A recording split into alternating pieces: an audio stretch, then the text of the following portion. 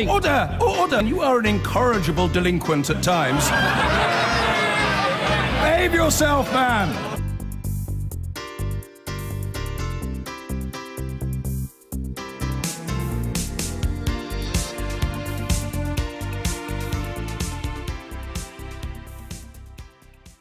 It is not since Edward Heath has a Conservative Prime Minister who lost the parliamentary majority, then got on to fight another election.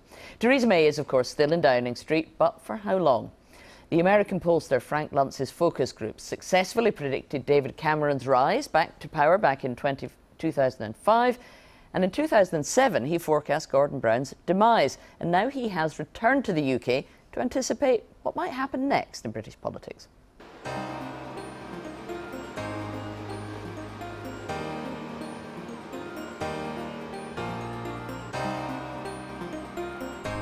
The most famous door in the world. Theresa May still lives there. The question is, for how long? Her attempt to shore up her support through the election fell flat with voters, and now there are even whispers that there'll be a challenge to her leadership. But where will that leadership challenge come from? It could be from right around that cabinet table, or perhaps someone from the next generation. We've got three simple questions here. First, she asserts that she will stay until the next general election. Can she? Second, will Conservative MPs allow her to stay? And third, who is best positioned to replace her if they make her go? Our audience consists of strong conservatives and conservative-leaning floating voters, the swing voters that determine which political party controls the government. So while many of the people in this room are not able to vote in a conservative leadership election, they are well placed to tell us how any leader would fare with the public. What a phrase to describe Theresa May. Marmite. Marmite? Love it or hate it. I don't think she's very convincing as a leader. Is your dislike of her because of her policies or because of her attributes? It's because she didn't win. If she had of, it would be a totally different scenario. We would have all woken up the next day and it would have been, rule Britannia, we're going into this strong, and unfortunately she didn't. And she's not doing the right leadership things. You know, people are popping up beside her, making rather sordid remarks and comments, and she should just oust those people. When she came in to lead, I was very impressed with her, and I thought she was going to make a good leader. And then she put that manifesto out, and she alienated so many people, including me. Someone defend her. She could have turned and run, she could have quit, they were calls for her to resign, and she actually didn't. She stood firm, she faced everybody head on, and she's just got on with the job. I wanted Theresa May to be Mrs Thatcher, strong, Yes. able, can push us through Britain. I don't care whether she has... Who agrees with that? Yes. Who wanted her to be? Yes. So particularly over here, is she Margaret Thatcher? No. How does Brexit and guiding Britain out of the EU, does that make you like her more or less? More. Brexit is so important to us now. If we start chopping and changing, the world is going to keep us as a laughing stock. And that's why it's not whether I like her or not, it's that we have to keep her to keep our status quo and our momentum. Yes, and she's doing a good job. She's got no one is going to agree with every decision she makes. No one is going to agree with everything. It is like a divorce. We asked our audience to watch some of the Prime Minister's speeches, and we gave each of them a dial to rate her performance on a second-by-second basis. I can see the results, but our audience can't. The red line shows what hardcore conservative voters think, and the green line shows what the floating voters think. A score below 50 shows a negative reaction, while anything above a 60 indicates that our audience likes what they hear. It means accepting that the road ahead will be uncertain at times, but believing that it leads towards a brighter future for our country's children and grandchildren too. I've been watching your reaction, and a lot of you are pretty flat. Little bit positive, but only a little bit. She's leading, for many of you, she's leading your party, and she is your Prime Minister. But the dials show a reaction that's really, really neutral. She's not speaking on her own behalf. She's speaking on behalf of the 52% and not the 48%. So it's not surprising that it's only slightly positive. It's not from the heart. She's just paying lip service. There is something slightly lacking in her delivery. There's some strength. You guys agree with that? I like what she said. I do like her speech. I absolutely 100% admire her professionalism. She's utmost professional, but she needs more passion and empathy with everyone around her who's trying to support her and belief in what she's doing. She was trying to come across genuine there, but it was a little bit underplayed. If Theresa May leads the Conservatives into the next general election, who thinks the Conservatives win the next general election? Raise your hands. 1, 2, 3, 4, 5, 6, 7, 8, 9, 10 of you. So 15 of you don't. So you want her to lead the Conservatives, but you actually don't think she can win it. Why? Because she started something that she's got to finish now. Yeah. Going forward, going through Brexit and everything, you know, people may change their minds. Why do you think she wouldn't win? She's not a natural-born leader. We need someone in there who can actually go to talks, stop dealing with minutiae matters and get on with the actual negotiating that we really need. And who that person is exactly what we're going to talk about when we come back. Well, and to talk about Theresa May and some of the other issues of the morning, we've got the Immigration Minister, Brandon Lewis, with us. Thanks very much for coming in. Let's pick up, first of all, on what we saw in the film there. Those are Tory supporters, or Tory leading supporters, who really don't seem to think Theresa May can win the next election. She insists she'll fight the next election. Should she? Yes. And actually, we've got to think about this. And you think your best chance of winning is with her? This is my point. I think one of the things we've got to think about is the context in which that question is asked. Today about something that's 5 years away.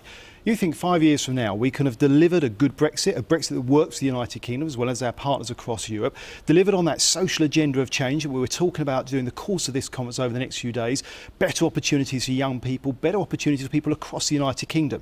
A Prime Minister in that position absolutely is right to run on their record, and I think we'll be in a position to have a very positive record that people can see the benefits of right across the country. So those who are talking about the leadership within the party now, the Tory psychodrama, as Ruth Davidson, the Scottish Conservative leader, called it, they should cease and desist, should they, and get behind Theresa May because she's the winner? Well, I've got to say, on a sitting cabinet with my colleagues, all of us are focused on one thing. I think that's the right thing. As tempting as it is to get caught up in the Westminster bubble discussions, I think what your viewers want to see is people like me getting on with our job and delivering for the United Kingdom and delivering for people across the country. Well, let's look at some of the new policies that have been announced this morning. We outlined them at the top of the programme. They look a lot as though you feel you're having to move into Corbyn territory and steal some of Labour's clothes, making promises to young people on student fees and housing. Is he right that the centre ground of British politics is shifting in his direction and you're moving with it? Actually, I look at it quite differently. I think there's two key things. First of all, we all get criticised as politicians when we become rigid and don't look at things. And I think what the Prime Minister's rightly outlined, and colleagues in Cabinet as well, is actually looking at what people said in that general election and responding to that, and looking at the situation as it is today and what we want to see for our country for the future, and delivering policies that can move us forward. What we're seeing on tuition fees, and the announcement we've made today, is doing something for young people that's very clear. They want to see us recognise the challenges they have and to deliver for them. That's what the housing policy does as well. Stick with the tuition fees just now. It looks incredibly inconsistent. They just went up from 9,000 to 9,250 after the election. Now you're freezing it at that level. 4 months ago we had an election where you weren't talking about student finance, and now suddenly it's a national priority. It looks as though you're all over the place. Actually, I think very much as the Prime Minister outlined this morning on this very channel, it's listening to what people are saying and actually very clearly responding to that. So if you heard them in June saying that fees were too high, why did you let them go up to 9,250? What we're not doing is rushing into the mistakes that I think we see from the Labour Party, making promises that are uncosted, that can't be afforded. Bear in mind they're at about 350 billion of more expense over the 200 odd billion they announced in the general election. What we're looking at is a practical thing that this country can afford to do. We'll outline that in the budget that comes up in just a few weeks' time. Deliver something practical and real. And the Prime Minister has been very clear, this is the start. Actually dealing with increasing that threshold, making sure that the fees don't go up, scrapping that planned rise, is the start of being able to say part of that work to look again at the entire issue around student debt. Which is going to cost the government money. She was unable to say how this morning. And then there's a promise of £10 billion going in to Help to Buy. You all said very clearly during the general election there was no magic money tree. It seems as though you've suddenly found it. Where is the magic money tree? Well, actually, what I think it shows is that work we've done to make sure we've got a really strong economy, a balanced economy, means we can use the benefits of that to continue to invest in our country. Not just those record levels of money we're seeing going into public services, but very specifically here, and the Prime Minister said he'll outline the details in the budget in just a few weeks' time, so not too long to wait, that allows us to invest in those universities and students, that opportunity for them to have that bit more cash, £360 a year in their pocket, while we do the wider work of looking at this more generally. And for housing, we have to bear in mind, yes, that's £10 billion going into housing, which again the budget will outline the details of. A drop in the ocean compared to the 500 odd billion I think Labour are promising that would create huge debt for young people to repay.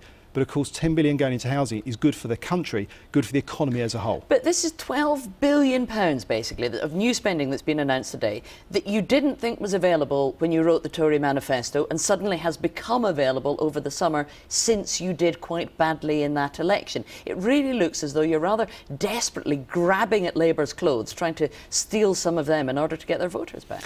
Well, actually, let's take the housing policy as a really good example. This is building on a policy that we developed, the Conservative government delivered Help to Buy. As the housing minister myself, I was involved in that for a couple of years, that has really seen supply grow and seen our housing move from the record low levels that Labour left of 75 and 80 odd thousand back up to now new homes last year of over 200,000 and growing. This gives confidence to the developers to continue to increase that supply, and importantly, for young people and families to be able to afford a home of their own. This new scheme, how long will it last? Well, £10 billion will finance another 135,000 homes. That's 135,000 more families having another opportunity to own a home of their own. So you don't know how long it will last, it's just until the money has run out, basically. The first 135,000 families that are able to get the Help to Buy will get it, and then no more cash for anybody else? Well, the Chancellor will always keep these things under review, and it's why, as you get a strong and balanced economy, you can look at these things and make sure we're delivering for people across the country. This is a really good practical example of something we're doing to help families and young people have that key to their first home. Now, you told us at the beginning of this interview you want to see Theresa May leading the party into the next election. Do you think she really will, though? Can she hang on for another 5 years? Well, as I outlined a few moments ago, I think if you look at the agenda and what we'll see over the next few days, a positive agenda of delivering for people in the United Kingdom, improving our economy, education chances, further investments in health that we've seen going through record levels in education and health, I think we'll have an agenda that means in a couple of years' time, with a good deal on Brexit, which I'm confident we can do, we'll be able to stand on a platform that's a very positive platform, delivering for people across the generations and across the country. That's a good place for Prime Minister to be. Brendan Lewis, thanks very much for coming in to talk to us this morning. So, Boris Johnson believes Theresa May will be gone in a year. That's according to friends of the Foreign Secretary who were quoted in the Sunday Times this morning. And he apparently plans one last tilt at the Tory leadership. This comes after his intervention yesterday on Brexit, which goes further than the agreed government position. And he also strayed from his Foreign Office brief, calling for public sector employees to get a pay rise that would be funded by job cuts. So, is there no keeping Boris Johnson in his box? This time, he popped up, laying down his 4 Brexit red lines that Theresa May must not cross. The Foreign Secretary insisted the transition period post-Brexit must not last a second more than 2 years. He demanded the UK must refuse to accept any new EU or European Court of Justice rulings during the transition period, and he must rule out any new payments for single market access when the transition ends. He also said the UK must not agree to shadow EU rules to gain access to the single market. All of these go further than Theresa May has agreed with her cabinet. It's the second time in as many weeks that Mr Johnson has sprung up to publicly challenge Theresa May on Brexit policy. He previously outlined his vision for a glorious Brexit in a 4,000-word article for the Daily Telegraph, which prompted Mrs May to say, "This government is being driven from the front." Well, to talk about this, we've got the former Deputy Prime Minister, Lord Heseltine, who joins us from Oxfordshire. Nice to talk to you this morning, Lord Heseltine. We've been discussing with some of our other guests this morning whether or not Theresa May will or should lead the Conservative Party into the next election. What's your view on that? I don't think there's any prospect of that. You don't think there's any prospect she can hang on as leader that long? No. Now, you were once the big blonde beast that was causing trouble for the Prime Minister. You know what it's like to be in Boris Johnson's position. What's he trying to do here? Is he trying to destabilise her, do you think, so that he can take over? Forgive me, I don't have any idea what it's like to be in Boris Johnson's position. I was a very loyal supporter of Mrs. Thatcher right up until 1986. She constantly promoted me, she constantly used me at the heat of the political battles. It was after I resigned, I wasn't sacked. Boris is using his position within the cabinet in order to cause the difficulties that he is. It is a totally different situation. And in any normal situation, he would be sacked. Probably that's the right thing to do now. But as your commentary has consistently revealed, the Prime Minister's weakness is such that she's between the devil and the deep blue sea. If she keeps him inside, he will continue to disrupt. If she puts him outside, he will disrupt. And the more he misbehaves and she doesn't sack him and people think and say, oh, therefore he's unsackable and that shows how weak her authority is, that weakens her further. Should she just bite the bullet and get him out of the cabinet to prove that she's got the authority to do that much? Well, I think that probably is the right, but either way, it's a very difficult decision for her, I understand that. But it's very rough on the rest of the colleagues. He can get away with it, expressing a view. They can't. That's not a position that is tenable. I mean, one of the key things which will dominate this conference and the immediate future is this question of a united cabinet, a united party. And there isn't any unity. That's the problem. I mean, everybody keeps saying we're all united and we're all going to have a bigger and better future. That's what politicians have got to say. The truth is that underlying it all is Brexit. And Brexit is the most divisive issue of our time, which splits families, splits parties, splits the government, splits the cabinet. And indeed, in truth, splits the Prime Minister herself, who said something quite different in the referendum campaign to what she's saying now.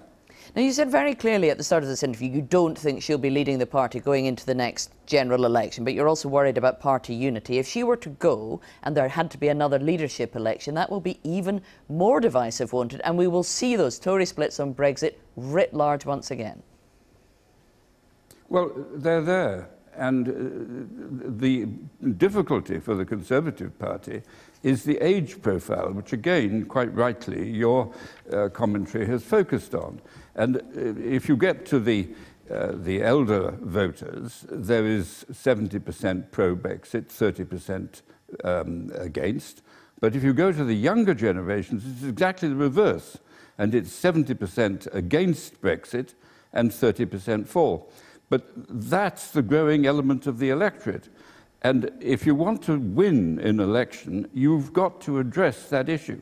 Now, there have been gestures, I understand well, the motivation for the student grant regime change.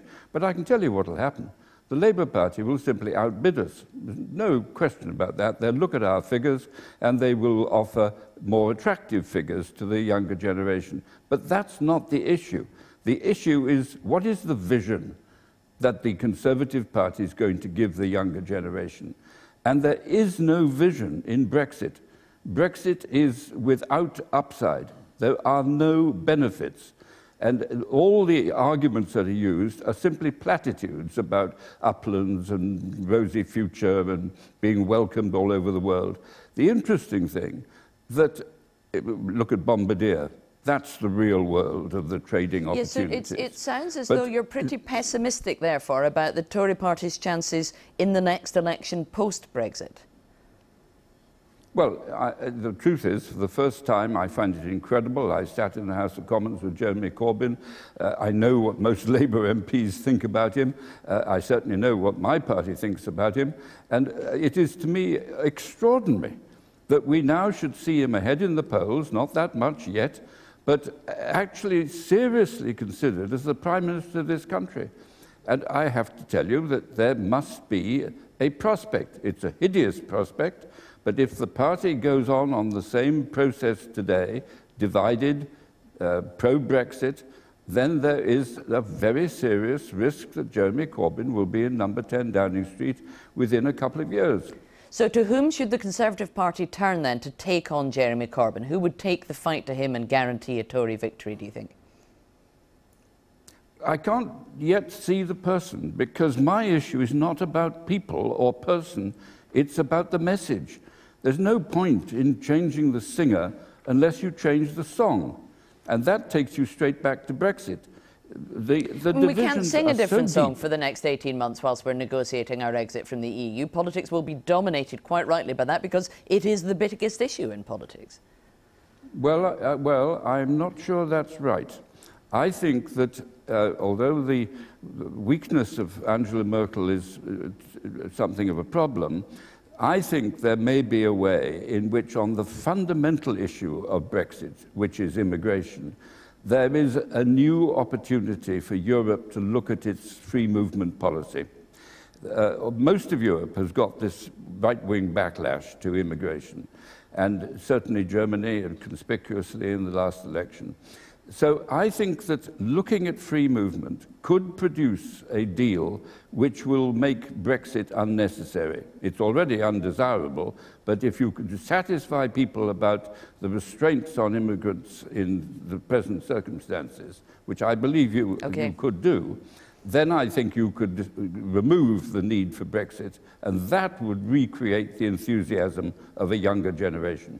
Well, Lord Heseltine, it was a pleasure to speak to you this morning. Thank you very much for joining us. Thank you very much indeed. And with us now in the studio, we've got the leading Conservative Brexiteer, Anne-Marie Trevelyan. I'm going to assume you didn't agree with a very great deal of that. Let's pick up initially with what Lord Heseltine was saying. We might not need to leave the European Union after all, if the rest of the EU could come to a deal on immigration that would satisfy the British electorate.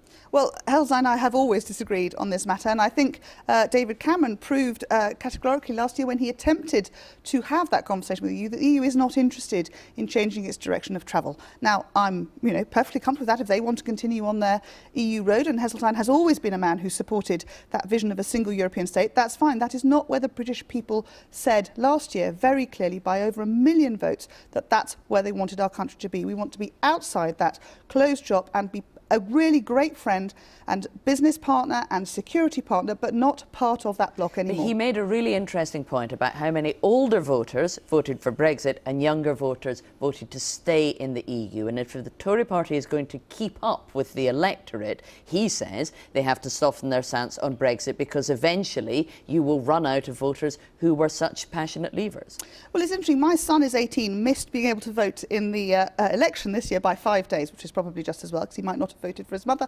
But the reality is that the young vote is split. There is no, everyone who's under 30 wants to stay in the EU. No, not everybody, but we know from the numbers that there's significant more enthusiasm for the EU among younger voters. Absolutely need to explain our vision for where our nation can be in the global Britain that the Prime Minister really wants to place us in once again now we've left Brexit. And there is always the question of those who have voted a long time, those who remember, the changing vagaries. Their view is as valid, and perhaps they also need to explain to the younger voters what the difference is. Some of the arguments that I had from young voters who are, well, I won't be able to fly to France anymore. These misconceptions that the Remain campaign seemed to feed at the time were so frustrating, because that is not what being outside the EU means. It's just a different relationship in terms of trade and security and control of our borders, as Lord Heseltine said, in terms of immigration. That's a really important difference, but it's not closing a door. So as we look at the detail of what our relationship with the EU is going to be like, how helpful is it that you have the Prime Minister setting out her vision in Florence, and then you have Boris Johnson adding in extra red lines? He's talking about things in the newspapers which were not in the Prime Minister's Florence speech, as though he gets to dictate the terms. That must be infuriating. I don't think it's much infuriating. For me, I worked obviously very closely with Boris as a Brexiteer last year through the campaign. I think now we're moving forward. The Cabinet are, all absolutely behind the Prime Minister that Brexit is definitely happening. Those divisions have gone. No. Well, those divisions may have gone, but divisions over what the transition is going to look like and what the EU deal is going to look like are very, very visible. So you've got Boris saying things like, we cannot shadow any of the EU's rules during the transition period, whilst it would obviously be very difficult to have a transition period without shadowing some of their rules. The divisions are in plain sight. You must be worried worried about what that's doing to the party? Well, I think what I'm seeing, and you know, if you read everything that Boris wrote in his article in the Telegraph 10 days ago, we need to be moving forward. So as a Brexiteer and as an absolute supporter of the Prime Minister's, I mean, she's so sensible about things. You know, I've always thought of her very much, you know, politically a bit like, you know, my political mum. She's been a leader as a female politician for me, always. She's just not pushed around. So she will move the Brexit debate forwards in a way that gets us the steady outcome that we need. Should she sack Boris Johnson in order to make it look as though the party are united? Because the point is, she is not a dictator. That's not the point. We are the Conservative Party, and that cabinet is all... At some point she's going to have to make it look as though she's in charge, though, and not allow the Foreign Secretary every week to print things that undermine her position. Well, but are they undermining, or are they simply reiterating in that broader context what it is that we see? It's a negotiation, and I think, you know, I used to negotiate for international companies around the world, buying and selling companies. You never set out your, you know, your bottom line. You never set out your top line. That's how negotiations work. You pitch somewhere in the middle, probably towards what you'd like to win, and you move forwards from there. The reality is that the EU has set their clear lines for now, which are now starting to shift since the German elections. Understandably, they needed a stable Germany before they could start getting into the gritty detail. David Davis and his team have done a huge amount of work over the summer on all the kind of what one might call the boring stuff that no one's very interested in, but it's really important, and that's ticking along, and I'm very confident that the PM and all her cabinet will keep moving that forwards for us. All right, Anne-Marie Trevelyan, thank you very much for that. I've been